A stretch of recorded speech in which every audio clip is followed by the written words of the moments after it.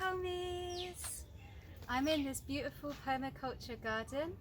It's in Auroville and its name is Solitude Farm. It's run by an awesome guy called Krishna McKenzie and he's going to be giving the farm tour today. I can't wait, let's check this out.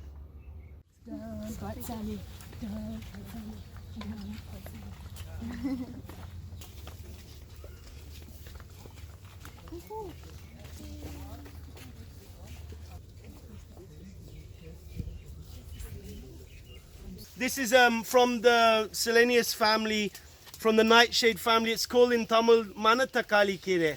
So this spinach is very good for the intestine, for the stomach, and it has little black fruits on them. These are actually, when they're green, I think they're somewhat poisonous, but when they're little black, they're very good for mouth ulcer, for cleaning the gums, and it tastes amazing. We have it in the cafe once a week. People come and they go, oh, wow, what's that? That's so tasty. We say, yeah, it's Manatakali, it's a weed. It grows everywhere. It's like everywhere in the farm. And we didn't do anything to grow it. You know, there was no effort in that. This is what do nothing farming means. It means honoring the gifts of Mother Nature. Again, you will find that in the bazaar in Pondi, because it's part of a cultural, nutritional identity of the Tamil people.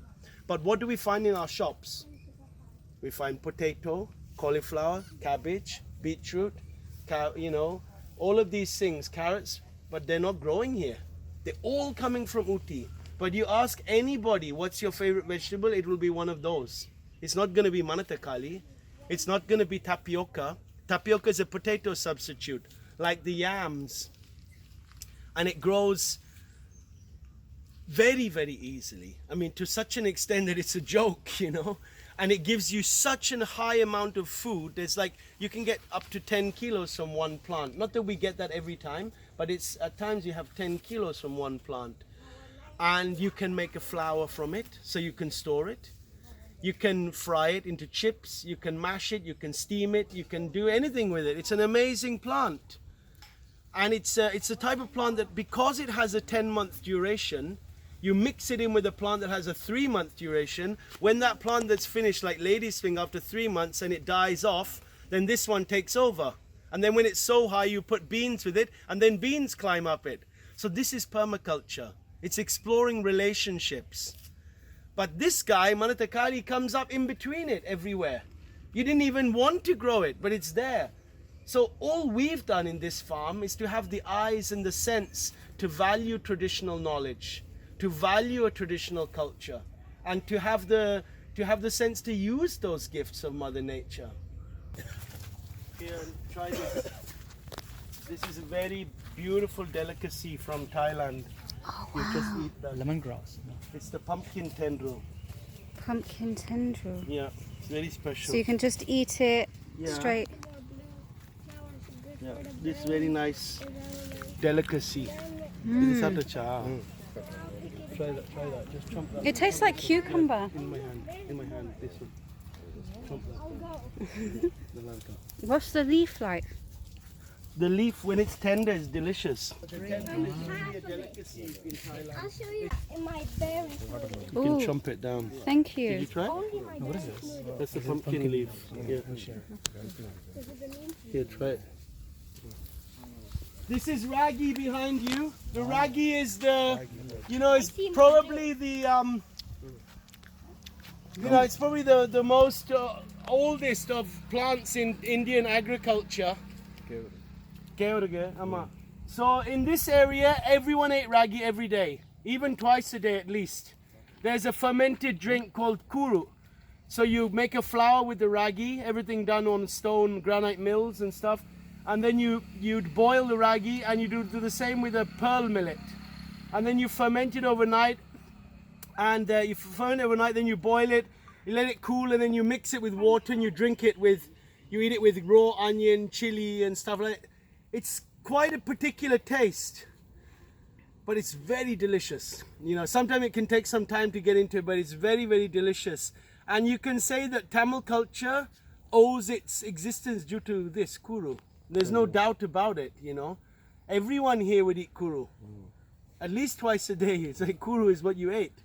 And that's why those old guys in the village with their loincloth, 90 years old, they're still doing stuff because they used to eat this.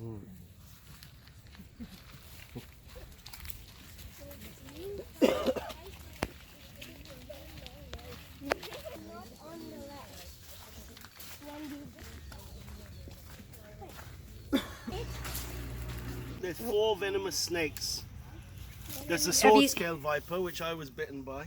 There's a cobra, the crate, and there's the Russell's viper. Because normally, like non-venomous ones just sort of go away. The venomous ones go away. They don't want to. Yeah, hurt so that's anyone why I'm either. just wondering. Yeah, they all go away. It's But just sometimes when they you're in a can. field and you stand on one, that's the problem. Yeah.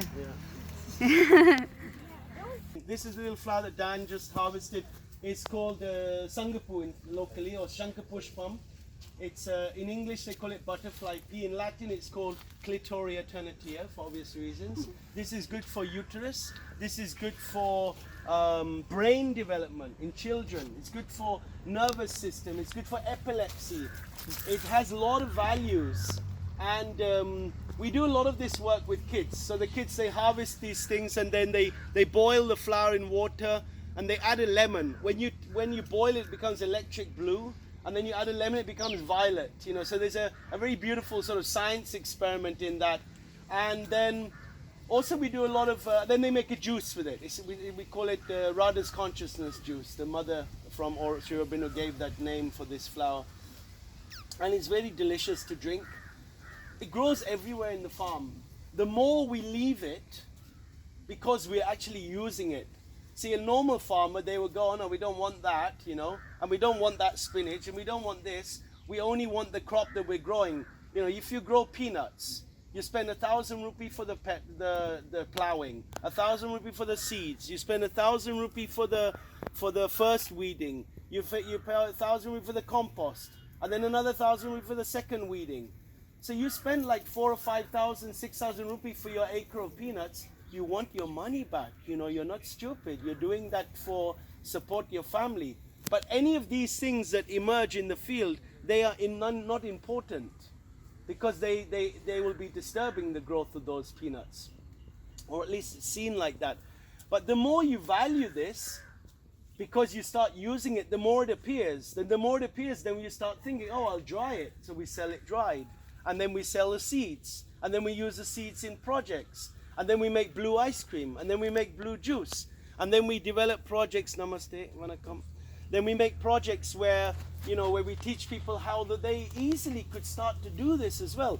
So you see, valuing Mother Nature on that, you know, in that way actually has a lot of economic gain. But when you focus on the economic gain first, you lose the ecological value, you lose the educational value, you lose the nutritional value, the medicinal value. You don't see any of those because our mind is shooting forward for economic value first. And then we become blind to all of this. Like, how many people have guava trees around? Like, everyone has guava. Who values the leaves? Very few people. If you go on, there was a post on Facebook, it was saying how amazing the guava fruit is to eat and blah, blah, blah. And at the end of the post, it said, forget the guava fruit, eat the leaves. You know, it's like huge medicinal value. You boil the leaves, you add a little lemon, it's a very delicious juice to drink, you know, it's very tasty. Then the very tender leaves, I don't know if you can see any tender leaves, they're actually quite nice to eat. We put them in the salad, so you get these little hints, and they're very good for the gums, they're good for gastrointestinal problems, they're good for diarrhea. It has so much value. It's just there, you know. Here's another amazing plant. This is called the Sundakai in Tamil. In Hindi, it's called the Jungly Bagan. So it's actually from the brinjal family, the eggplant family. And it's basically a wild eggplant, you can say. You smash it up, you cook it, you know, a bit of garlic, ginger, chili, whatever. It's a fantastic vegetable to eat. In Tamil Nadu, it's very well known, but it's being forgotten to be used as a vegetable. To use as a vattal, in the vattal korumbu, certain dish it's still known, but as a sambar and as a standard vegetable dish, that's being forgotten. Now imagine the farmer. This guy, right, it grows without any effort.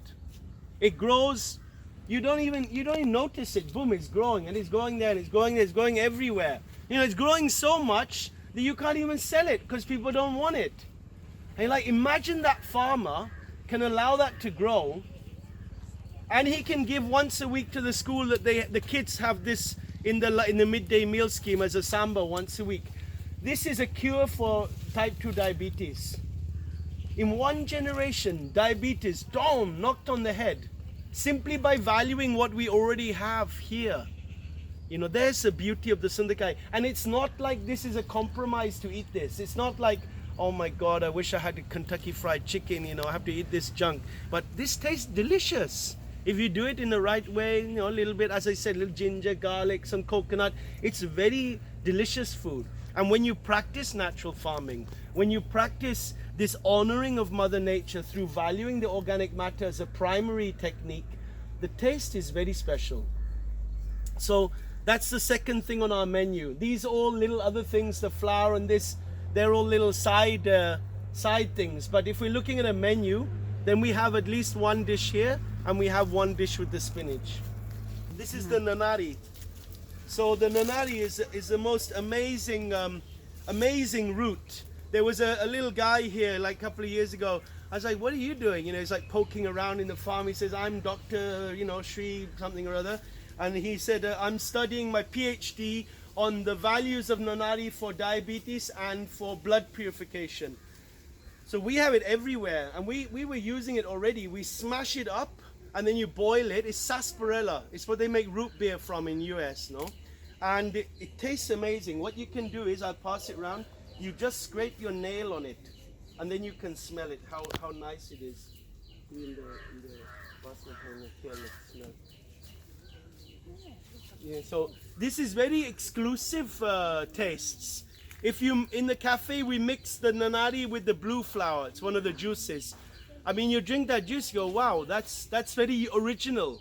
You won't find that anywhere else. You won't find that in the Park Sheraton Taj Hotel in Chennai, 5-star. But you'll find it if you have a relationship with where your food comes from, with Mother Nature. Under here also is another amazing plant. This is called tipali. The tipali is, this isn't a local food in the sense that it's growing, it's not a volunteer crop.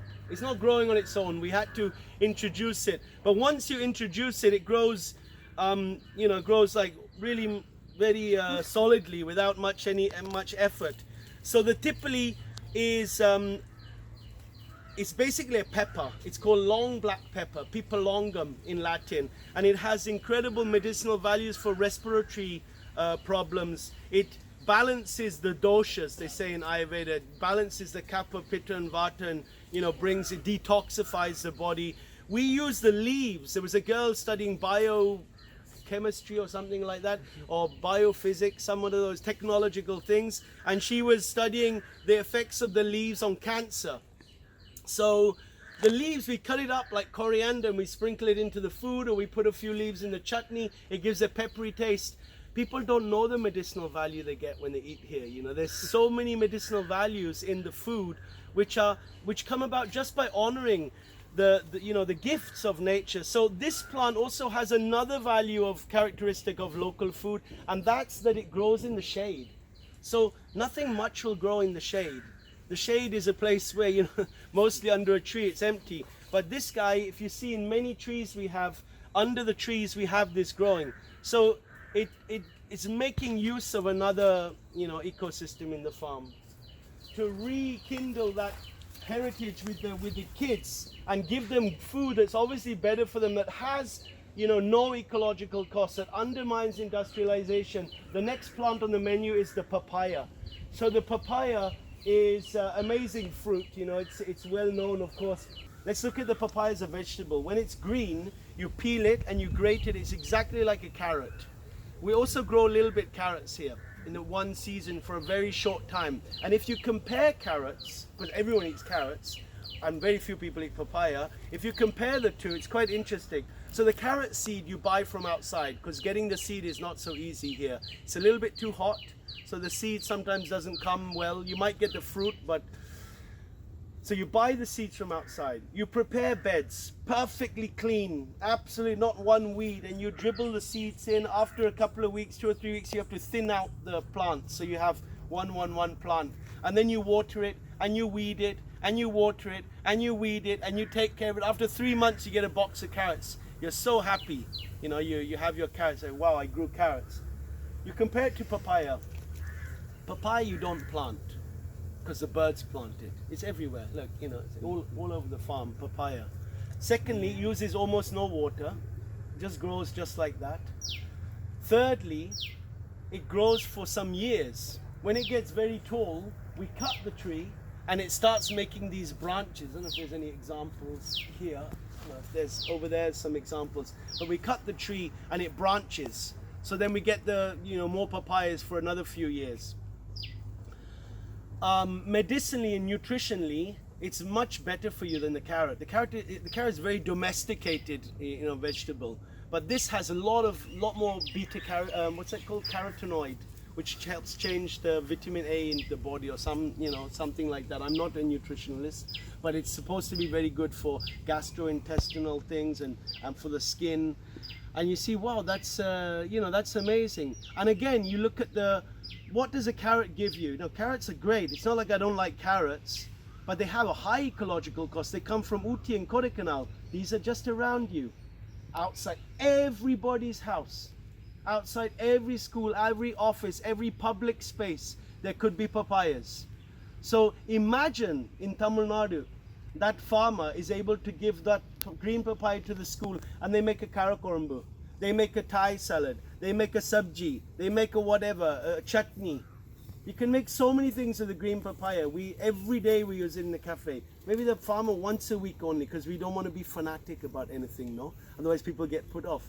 But in that school, in the whole Tamil Nadu, just imagine what that means ecologically, what that means for the water table, what that means for, for pollution, what that means then nutritionally for those kids, and then what that nutrition changes in their consciousness, that they start to know, hang on, Monday I had the korikere, Tuesday I had the sundakai, and Wednesday I had the green papaya, and hang on, that green papaya, but my aunt has it outside her house, and actually I'm going to plant one as well.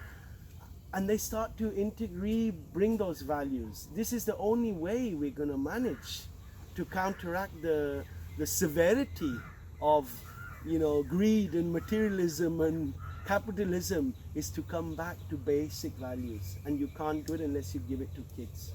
And kids have to eat it. Kids have to be involved in harvesting it. Kids have to be involved in cooking it. Otherwise food is functional. So anyway, that's the next thing on the menu. Another interesting thing is, if you look at the papaya, first you have a green papaya, then you have the fruit. The seeds, we use it in our soap. We make hand soap, and it becomes like an exfoliant. It takes the dead skin off. The seeds are also good as a pepper substitute. The leaves, we make, my wife, she's very beautiful Tamilian, and she makes face masks. She really does her, not when it's on her, she looks terrible like that, but after it's all glowing. It's a very good medicine for dengue, malaria, chikungunya, for viral fevers. And in the stem, you can make a dessert. A vegan chef from Bahia in Brazil, she showed us to make a dessert with a stem. So you see, you get all these possibilities. It's like banana flower, banana stem, bananas, and the banana leaf. Mother Nature want to give us that. But what do you get in a shop? You only get banana. That's what the money has done. It's defined the nutritional profile of our society. Okay, we can go this way. Our education system and the values that we have, they're all based on accumulation of economic wealth. It's like, I have a car, I have a laptop, iPad, whatever it is, and I have the job in the university in MIT, and I have the holiday in Thailand. It's all about a gain on an economic level, which is always very individual. It's not, that doesn't look at collective gain. That you only have to look in the planet, 90% of resources are in the hands of 1% of our population, which reflects those values. And you sort of wonder, like, wow, with all the climate change, the social, political problems, with all the medicinal, the lack of well-being on a health level, and and the education system is pretty much meaningless, and there's no water in Chennai, and the air is so bad. The cricket in Delhi was cancelled because the players were fainting. 2020 sponsored tens of millions of dollars by Pepsi. The guys couldn't even breathe. You're like, well, this is pretty serious. He's like, why are we in that predicament? If mankind is so clever, if we're so proud of our arrogant, so arrogant and proud of our learning and all what we know, why have we created that problem? And I think if you just look a little carefully, we can see that we lost sight of the most fundamental, values of our life, and that's a relationship with the earth. The well-being of this planet, that starts with the soil, that reflects into the biodiversity, then that affects, of course, the climate and the air and all the other aspects that thus reflects in a society, how a society is interacting with each other, then reflects in culture and economics and all of these levels. You can see that we lost the basic relationship. And if you look a little bit carefully again, you can see a symptom of that loss is that we don't know where our food comes from. So we eat 3 times a day. Maybe you had a bread in the morning, maybe you had an idli in the morning, but we don't know where the ingredients came from. Where were they grown? We have no idea. And we don't know who grew it. And we don't know how it's grown. And if it was grown with chemicals, we don't know which chemical, and we don't know how much chemical. And then we don't know how it's processed. A lot of foods, they go through all sorts of processes, to be processed. And we don't know what those processes are. And then we don't know how it's packed, stored, transported. We are divorced from the most essential activity that we do 3 times a day, most of us. And we do it tomorrow and next week and next year, because until we stop eating, when we stop eating, we'll die. It's like some people are vegan. Some people believe in this. Some people believe in that. Some people have this idea, this philosophy. But the reality is,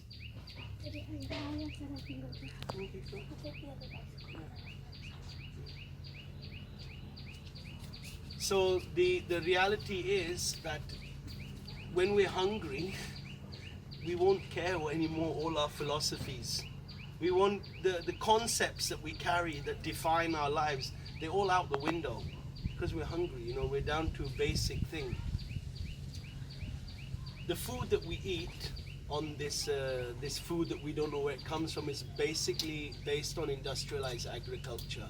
And industrialized agriculture is, I think if you look on the internet, the statistics, they say it's 25% of the reason of global warming is from industrialized agriculture. And you think, wow, what does that mean?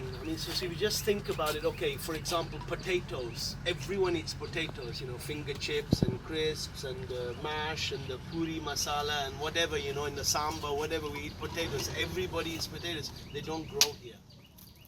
So you might be vegan, you might be organic, and you might be this and that, but when we eat potatoes, we're actually eating something that doesn't grow here. So how does it get here? It comes in a lorry from Ooty and Kodaikanal, which are hill stations nearby, which have an appropriate climate to grow potatoes. And then you think through it, okay, so I'm in charge of bringing potatoes here, what do I need in a lorry? Okay, I manufacture a lorry. So there's a factory to make the metals for the lorry. There's a factory to make the plastics, a factory to make the electronic components. There's factories to make the paint, factories to make the tires. There's whole factory and infrastructure for those factories to make the petroleum. So you see there's kilometers of factories needed to make a lorry, so we can sit there, discussing the spirituality of blah, blah, blah, whatever, or solar panels while we're eating finger chips, but there's no logic in that. That is the most destructive activity that we're all engaged in. It's not Donald Trump or someone out there, it's us that we're engaged in. I say there's an ignorance there. It's not part of our narrative when we're in school or universities or even all of these sustainability workshops and all that. Still, this is not the narrative. The narrative is always some solution out there, Oh, Israel will provide a desalination plant and we'll do, we'll start doing the rooftops, and we still spin. But Fukuoka is suggesting stop doing this, stop doing that, stop spinning, come to the inverse of that spiral of a point of non-action, where we start to explore our relationship with Mother Nature in a very non-directive way. So if we start to explore local foods, we see that we have an incredible, powerful solution to the most intense and complex crisis that we're in, because local foods undermine industrialization. And what we're talking about here is undermining industrialization, because obviously industrialization is what's caused all of our problems and given our values to have more and more money and the iPad and all that. So local food has very particular characteristics, and it's those characteristics that we should become familiar with. Firstly, local food grows easily. So if something grows easily, anyone can grow it. You can be part of it. You don't have to have a certificate or done a university. It's almost like how you plant the moringa, the drumstick spinach. You break off a stick, you plug it in the ground, it grows. So that's not an expert knowledge. That's a cultural heritage to know that. And yet this food is a superfood. And that food you won't find in any restaurants around here, but they're selling it for 1,000 rupees in a little packet as capsules, So there's where is our confusion. Secondly, if it grows in abundance, it uses less water. So in Chennai, there is many places there is no water. That's like a super crazy problem. And yet in Tamil Nadu, this is not criticism to Tamils, because I feel very close to this culture, having lived here, and my wife is Tamil for last 26 years. But Tamils, if they don't eat white rice, they feel they didn't eat. They'll feel, like, ayyo, saapidalaya, vittilla, vautuna pasigam. We'll feel we didn't have a food. But actually, growing white rice is growing the rice, the typical rice that everyone's eating, is the major cause for there being no water in Chennai. So this ignorance, and that's fed into government giving subsidies and free electricity, so the government gets the vote of the farmer, etc., etc., etc. It's almost like a brainwashing on many levels, because the culture of Tamil Nadu didn't grow on white rice. All these villages grew up on millets, a whole diversity of millets. Millets was what's eaten here. So local food grows in abundance. If it grows in abundance, easy to grow. Any fool can grow it, Anyone can grow it, means it's in abundance, means it's accessible to everyone. If it's accessible to everyone, it's non-exclusive. If you're rich, you have pizza. If you're poor, you have a government subsidized rice. But drumstick spinach, claimed by UNESCO as the superfood, blah blah blah blah blah, that a king or a beggar can equally, access that. So there's the beauty in that. Of course, the local foods have a higher medicinal and nutritional value, and local foods have no ecological cost. That's bringing that food in a lorry, that's called ecological cost. So these characteristics of local food make local food and valuing local food to be the most important thing we can do right now, as a direct solution to the problems that we're facing. So this tour that I'm going to give you right now is really focused on exploring local foods and seeing, well, how could I start to bring that into my diet? I know, where are you from? Canada. So in Canada, you're not going to find green papaya, and you're not going to find, banana stem. But there'll be other things there. It's a philosophy, it's an idea that has to be grasped. Like in England, there's stinging nettles, so maybe in Canada as well. Stinging nettle was a very common food before. Now it's like completely forgotten, completely, but very much forgotten. So it's to understand what grows in abundance, what has, higher medicinal nutritional value, what's accessible to everyone, and what uses less water, and to value those foods before we go for pizza, burgers, and Maggi noodles. And, that's kind of where we're at. Yeah, there'll be more when we walk around, I tell you.